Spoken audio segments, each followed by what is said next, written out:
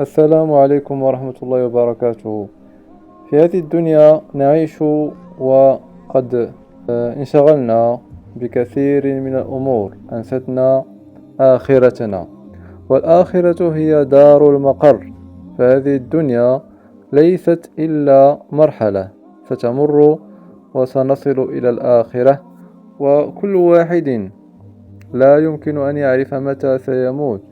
لهذا فعلينا جميعا أن نستعد، فالموت قريب جدا من كل واحد منا، وقد يأتي بغتة.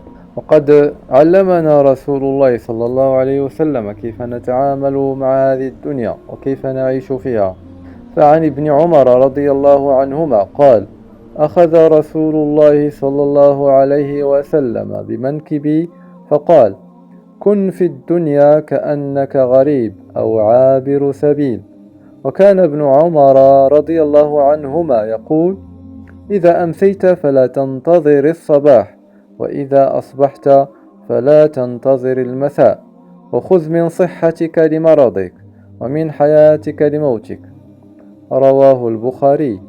الحياة هي فقط دار ممر، لهذا أوصانا النبي محمد صلى الله عليه وسلم أن نتخذها دار ممر ولا نأنس بها، فنبهنا أن نتخذها وأن نكون فيها كالغريب، لأن الغريب لا يأنس بالدنيا وبأهلها، وينشغل بالعمل مجاهدا حتى يعود لوطنه.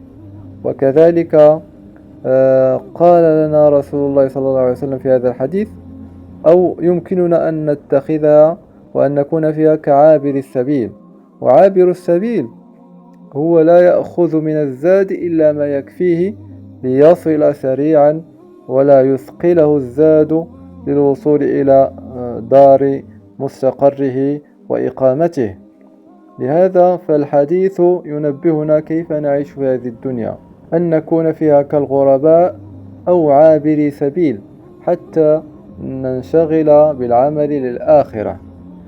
فالله عز وجل يقول في كتابه: وما الحياة الدنيا إلا متاع الغرور. فمهما بينت لنا الدنيا من زخارف وأمور قد يأنس الإنسان بها، فهذا ليس إلا زخارف زائلة. فكم رأينا من أناس عمروا طويلا وحكموا وملكوا كثيرا من أمور الدنيا، ولكنهم في الأخير توفوا وذهبوا إلى الآخرة بالموت. فالموت يقطع كل نعم الدنيا، لذلك علينا أن نستعد إليه ونعمل إليه جاهدين. وقال رسول الله صلى الله عليه وسلم: بدأ الإسلام غريبا وسيعود غريبا كما بدأ، فطوبى للغرباء. رواه مسلم. لذلك فإذا كنت من الغرباء فلا تستوحش، فإن ذلك طبيعي.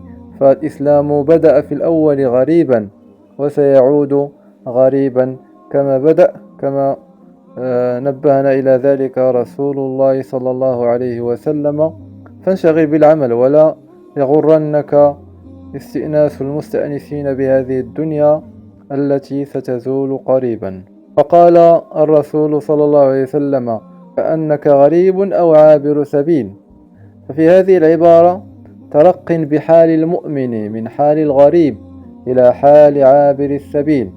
فعابر السبيل كما قلنا لا يأخذ من الزاد سوى ما يكفيه مؤونة الرحلة ويعينه على مواصلة السفر، لا يقر له قرار ولا يشغله شيء عن مواصلة سفره حتى يصل إلى أرضه ووطنه. قال الله عز وجل: وتزودوا فإن خير الزاد التقوى. وقال أيضا: يا أيها الذين آمنوا اتقوا الله ولتنظر نفس ما قدمت لغد. فالذي ينشغل بمتاع الدنيا والإكثار من زخارفها فهذا ينسى آخرته وينسى الاستعداد إلى الغد الذي أمرنا الله سبحانه وتعالى أن نستعد إليه. هو من الممكن أن يعمل الإنسان في دنياه ولكن دون أن ينسى آخرته. لو توفق بين الاثنين لكان ذلك أفضل، ولكن أن تعمل للدنيا ناسيا للآخرة فهذا هو المشكل الذي يقع فيه كثير من الناس في عصرنا هذا. فهذا الحديث يبين لنا قيمة الدنيا الفانية وعدم دوامها.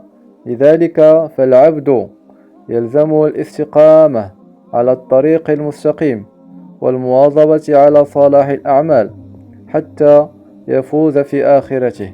لذلك حثنا الرسول صلى الله عليه وسلم بالتشبه بالغريب وعابر السبيل حتى لا ننسى العمل للآخرة، وهي دار المستقر، وهي الدار التي سيخلد فيها الناس جميعا، حتى لا نلتفت إلى الدنيا.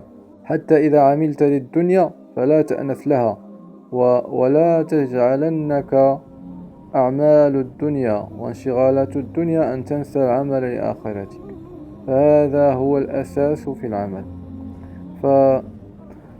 فنصيحتي لكل إخواني المتتبعين لهذه القناة أن تعملوا على آخرتكم وتجعلوها الهدف الأسمى لكم، والدنيا هي دار الممر، اعملوا فيها وتزودوا منها لما ينفعكم في الآخرة. أسأل الله أن يجعلنا وإياكم من الفائزين في الآخرة، ويقوينا بقوة الإسلام ويقوينا بقوة الإيمان، إنه ولي ذلك والقادر عليه. سبحانك اللهم وبحمدك، أشهد أن لا إله إلا أنت، أستغفرك وأتوب إليك.